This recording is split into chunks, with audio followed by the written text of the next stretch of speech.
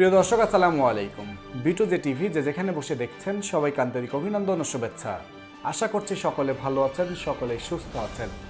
প্রিয় দর্শক, চাঁদপুরের মতলব থানায় একটি ছোট্ট ছেলে আত্মহত্যা করেছে। তার কারণটা হচ্ছে ফ্রি ফায়ার খেলার জন্য তার বাবা মায়ের কাছে 50 টাকা চেয়েছে নেট কেনার জন্য। এই 50 টাকা না পাওয়ার কারণে সে আত্মহত্যা করেছে। প্রিয় দর্শক, এই আত্মহত্যার দায়ভার এখন কার? কে নেবে এই আত্মহত্যার দায়ভার? এই প্রশ্নটি সবার মাঝে থেকেই যায়। আমাদের একটি পুরনো অভ্যাস আছে, সেটি হচ্ছে আমরা সবসময় সরকারের দোষ দিয়ে থাকি। এইটা আমাদের একটা রাজনৈতিক অভ্যাস। আপনারা হয়তো অনেকেই বলবেন যে এটা সরকারের দোষ, কারণ অনেক দিন যাবৎ শিক্ষা প্রতিষ্ঠান বন্ধ রয়েছে, যার কারণে বাচ্চারা পড়াশোনা করতে পারছে না, স্কুল কলেজে যেতে পারছে না, বসে বসে ফ্রি ফায়ার খেলছে, পাবজির মতো নেশা জাতীয় কিছু গেমস খেলছে। আমাদের এটা পুরনো অভ্যাস যে আমরা শুধু সরকারকেই দোষ দিই। প্রিয় দর্শক, এখানে আমার কিছু কথা আছে, সেটি হচ্ছে এই করোনা ভাইরাসের সিচুয়েশন আপনারা জানেন সারা বিশ্ব আতঙ্কিত, আর এর মধ্যে শিক্ষা প্রতিষ্ঠান খোলা সম্ভব হচ্ছে না। যদি শিক্ষা প্রতিষ্ঠান খোলা সম্ভব হতো তাহলে অবশ্যই সরকার শিক্ষা প্রতিষ্ঠান খুলতো। আমার কথা হচ্ছে, আপনার ছেলে পাবজি খেলছে, আপনার ছেলে ফ্রি ফায়ার খেলছে, আপনার ছেলে গেমের দিকে আসক্ত হয়ে যাচ্ছে, এটাও কিন্তু একটা নেশার মধ্যে পড়ে। এই নেশার দিকে আসক্ত হয়ে যাচ্ছে, আপনি কি করছেন? আপনি কি করছেন? আপনি আপনার ছেলেকে কেন আটকাচ্ছেন না?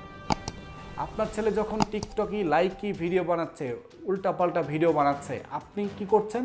তাকে আরও সায় দিচ্ছেন যে না, আমার ছেলে সেলিব্রিটি হয়ে গেছে, আমার ছেলে সেলিব্রিটি হয়ে গেছে। এখানে কেন বারবার সরকারকে আপনারা দোষারোপ করেন? আপনারা কেন এখানে বারবার সরকারকে দোষারোপ করেন? সরকার কি পারবে আপনার প্রত্যেকটা ঘরে ঘরে গিয়ে এইসব বাচ্চাদেরকে ফ্রি ফায়ার খেলতে বন্ধ করতে পারবে? বা শিক্ষা প্রতিষ্ঠান যদি খুলে দেয়, আপনার সন্তান যে তার পরের দিন বেঁচে থাকবে তার কোনো গ্যারান্টি আপনি দিতে পারবেন? এইখানে দায়ভার অবশ্যই, যদি বলেন যে দায়ভার কার, অবশ্যই আমি বলবো যে অভিভাবক যারা আছেন তাদের দায়ভার। কারণ আপনার ছেলে শিক্ষা প্রতিষ্ঠানে যেতে পারছে না করোনা ভাইরাসের কারণে। আপনার ছেলে ঘরে কি করছে সেটা দেখার দায়িত্ব আপনার। আপনার ছেলে কেন ভালো কোনো জিনিসের মধ্যে আপনি তাকে নিয়ে আসতে পারছেন না? আপনি দেখেন, আপনার আশপাশে যারা গার্জিয়ান, অভিভাবক যারা সচেতন আছেন, যে সকল অভিভাবক সচেতন আছেন, তাদের ছেলে মেয়ে কিন্তু এই পাবজি বা কোনো গেমসের উপরে আসক্ত নয়। আপনি একটু চিন্তা করে দেখেন, আপনি একটু আপনার আশপাশে ঘুরে দেখেন, যে সকল পরিবারে, যে সকল বাচ্চাদের বাবা মা বা যে সকল পরিবারে গার্জিয়ান শক্ত আছেন, তাদের পরিবার থেকে কিন্তু এই সকল বাচ্চারা এই সকল গেমসের প্রতি নেশাগ্রস্ত হচ্ছে না।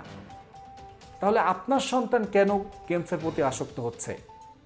গেমসের প্রতি আসক্ত হচ্ছে, টিকটকি লাইকি ভিডিও বানাচ্ছে, এটাকে আপনারা সাধুবাদ জানাচ্ছেন, আপনি আরও গর্ববোধ করছেন যে আমার ছেলে সেলিব্রিটি হয়ে গেছে। কিন্তু এটাই যে আপনার ছেলের কত বড় ক্ষতি হচ্ছে, আপনার মেয়ের কত বড় ক্ষতি হচ্ছে, বাচ্চাদের কত বড় ক্ষতি হচ্ছে, এইটা আপনারা একবার চিন্তা করেও দেখছেন না। আপনারা শুধু পারেন রাজনৈতিকভাবে দোষারোপ করতে সরকারকে, শুধু সরকারকে দোষারোপ করতে পারেন, দায়ভার চাপিয়ে দিতে পারেন সরকারের উপরে।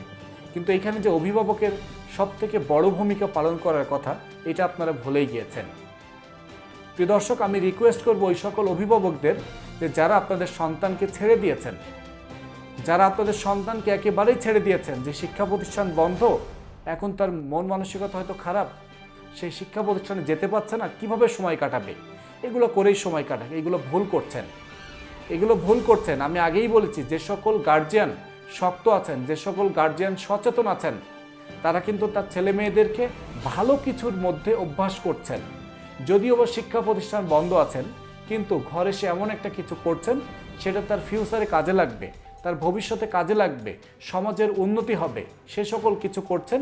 যে সকল পরিবারে অভিভাবক সচেতন, যে সকল পরিবারে অভিভাবক শক্ত আছেন, প্রিয় দর্শক, আমি আপনাদেরকে রিকোয়েস্ট করব, আপনারা একে অন্যের দোষারোপ না করে নিজে সচেতন হন। নিজে সচেতন হয়ে নিজের বাচ্চাকে কিভাবে ভালো পথে নিয়ে আসা যায়, নিজের বাচ্চাকে কিভাবে ভালো গাইড করা যায়, সেই প্রশিক্ষণ নিন আপনার আশপাশের সচেতন মানুষদের কাছ থেকে।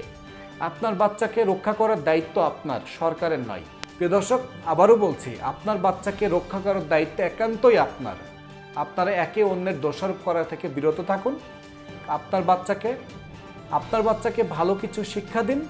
আপনার বাচ্চাকে এই লকডাউনের মধ্যে ঘরে বসে থেকে সেজন্য বিরক্ত বোধ না করে, সেজন্য মেন্টালি সিক হয়ে না যায়, তার জন্য আপনারা তাকে ভালো কিছু করার জন্য উদ্বুদ্ধ করেন। অনেক কাজ আছে সমাজের গরিব মানুষ যারা, তাদেরকে আপনারা একটু দেখাশোনা করার জন্য তাদেরকে উদ্বুদ্ধ করেন, তাদেরকে খোঁজ খবর নেওয়ার উদ্বুদ্ধ করেন। বাসায় বসে নেটে অনেক ভালো কিছু শেখা যায়, অনেক ভালো কিছু প্রশিক্ষণ দেওয়া যায়, আপনারা সেগুলোর দিকে উদ্বুদ্ধ করেন। নেট চালাইতে দিন, কিন্তু সেই নেট দিয়ে যেন আপনার সন্তান একটা ভালো কিছু করতে পারে। আপনারা দেখেছেন ইতিমধ্যে অনেক প্রমাণ আছে, একজন গণ্ড মূর্খ অশিক্ষিত ছেলে মেয়েরাও নেট থেকে অনেক ভালো কিছু শিখছে, অনেক ভালো কিছু শিখছে, সমাজের জন্য তারা কাজে লাগছে, সমাজের জন্য উপকারে তারা এগিয়ে আসছে। আবারও বলছি যে আপনার সন্তানকে রক্ষা করার দায়িত্ব আপনার, সরকারের নয়। আপনার সন্তানের রক্ষা করার দায়িত্ব আপনার সন্তানের নয়। তাই সরকারকে দোষারোপ না করে একে অন্যের দোষারোপ থেকে বিরত থাকুন, নিজের সন্তানকে নিজে রক্ষা করুন। প্রিয় দর্শক, সবাই ভালো থাকবেন, সুস্থ থাকবেন। আজকে এ পর্যন্তই। আল্লাহ হাফেজ।